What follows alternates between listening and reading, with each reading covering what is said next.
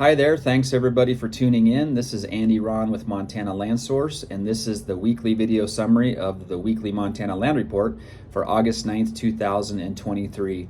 Every week I put out this report that highlights new market activity in the Montana land market, and that's what Montana Land Source does is track the market, map all new listings and sales in the Montana land market.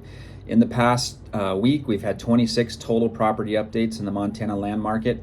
The most interesting aspect of that is 11 of those 26 property updates are price reductions. So we're continuing to see this correction market, this adjustment market, after having an incredibly hot market in 2021 and into 2022. We're seeing things slow down quite a bit. Volume is down dramatically.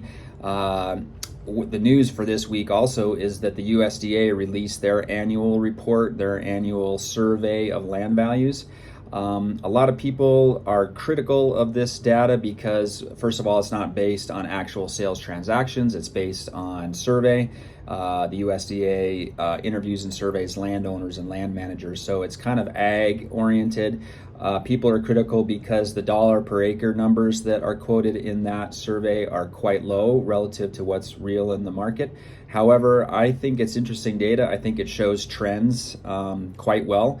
It often is a little bit lagging, and I think that makes sense because it's surveying people.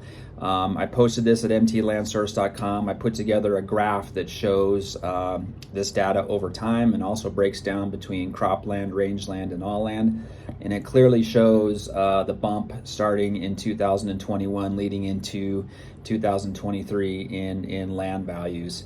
And shows, I believe, overall only about a 4% increase from last year, 2022 to 2023.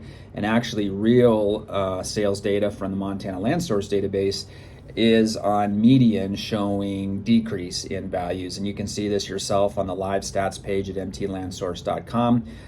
We're seeing, again, statewide across all property types on a median per acre sale basis, decrease in land values.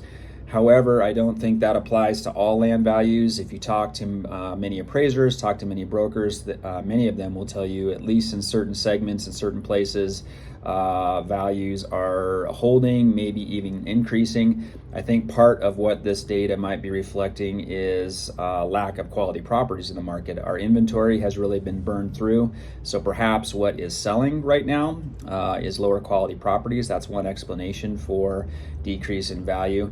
And I've been talking about this, I believe, for weeks on this video, that one thing we're seeing in this correction market, top properties, and by that I mean properties with A+ amenities, very high in-demand properties, are selling quite well.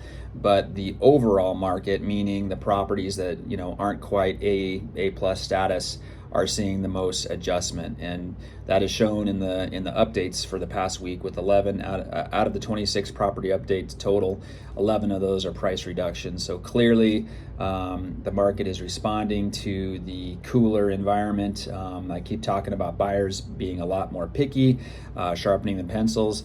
However, most brokers will tell you there are still buyers out there, there is still demand, but the whole thing is just kind of in an adjustment stage. Buyers have become patient.